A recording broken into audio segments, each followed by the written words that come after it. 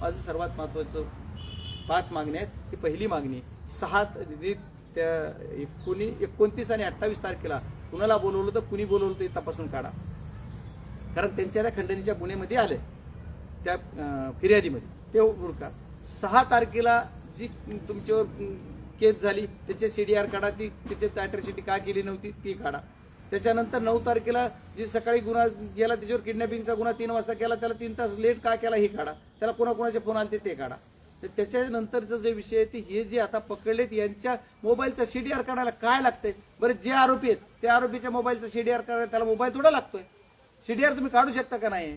मग आता त्यांचे मोबाईल टाका ना ट्रॅकला. इलेक्शन मध्ये आमचा CDR काढीत होता सत्तेच्या जेव्हा, आता काढा ना आरोपीचा CDR. ही जी आरोपी आहे ती आरोपीच्या मोबाईलचा CDR काढा. आणि पोलीस यंत्रणा आपल्याकडे बीड जिल्ह्यामध्ये CDR काढायला परफेक्ट आहे.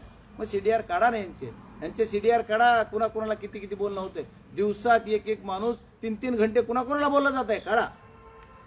मग याच्यामध्ये या मंत्री महोदयांनी सगळ्यांनी ह्यांना सुद्धा किती माहित आहे मला माहित नाही, पण हे जे घटना करतात हे सगळे जे आहे त्याच्या मास्टर माइंडमध्ये हे गेलं पाहिजे आणि मास्टर माइंडच्या खोलात जाऊन याचा मास्टर माइंड हुडकला पाहिजे आणि हुडकून त्याला शिक्षा झाली पाहिजे. हेच माझं निवेदन आहे. आणि या मी जी मागणी केल्या SP साहेबांना माझं म्हणणं आहे, SP साहेब तुम्ही जॉईन झालात, तुम्ही जॉईन झाल्याच्या नंतर तुमचं कौतुक केलं, तुम्हाला वेलकम केलं. मी खासदार असले आहे तरी पण माझी एक विनंती आहे की आपल्याला तुम्ही हे जे इथं PSI होते यांचे CDR काढा, यांचे काय लगे बांधेत काढा. आता तुम्ही जे एवढे दिवस झालं 4-5 दिवस झालं तुम्हाला CDR काढायला काय अडचण नाही. आणि बीड जिल्ह्यातले आता बरेच PI आहेत आणखी की त्यांच्या तुम्ही बदल्या करा. आता दहीपळे नावाचा कसं इथं चालू, आता एवढा एक विषय संबंध नाही, मटका आहे गुटखा आहे सगळं चालू होतं. म्हणजे राजरोस माहितीची पुराव्याने देतो मी असं काही उगाच बोलणार नाही. मला जी माहिती आहे तेवढं करेक्ट हप्त्यासहित कोण काय घेतंय काय हे सगळ्या सहित देतो. मग हे जे आता सगळे एवढे PI इलेक्शनमध्ये जी सालगड्यासारखे वागले त्यांचं सुद्धा तुम्ही ट्रान्सफर करा दुसरीकडे, इकडे जरा चेंज करा तर बरं होईल.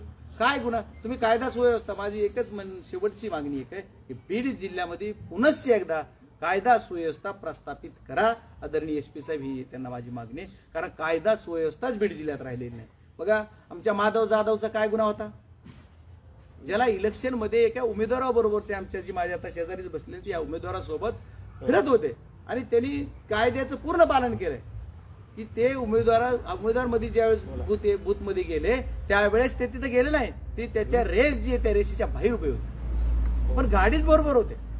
मग तिथं जो गार्ड होता तर या गार्डनं सुद्धा आय विटनेस होऊन केस केली पाहिजे होती. तुमच्या एका उमेदवारासोबतच्या एका माणसाला मारलं जातं ते याला उचल, आजपर्यंत त्याच्यावर केस नाही हो. काय गुन्हा होता त्याचा? मग त्याच्यावर केस झाली पाहिजे. SP साहेब माझी विनंती की ते आमच्या माधव जाधवला विनाकारण मारलं गेले त्याच्यावर तुम्ही केस करा. तर मग SP साहेबांनी सुद्धा खऱ्या अर्थाने न्यायाला सुरुवात केली अशी म्हणते. काय माझ्या त्या यशवंत देशमुखांचा गुन्हा होता, त्यांनी आमचं काम केलं हे गुन्हा होता. परळीचे डॉक्टर यशवंत देशमुख यांना विनाकारण अटकावलं गेलं, त्यांच्यावर विनयभंग आणि अॅट्रॉसिटी सारखी खोटी केस केली. काय गुन्हा होता त्यांचा? त्यांनी आमचं काम केलं हे गुन्हा होता. असं जर का काय गुन्हा होता? रामकृष्ण भांगरावर एवढे गुन्हे होत आहेत.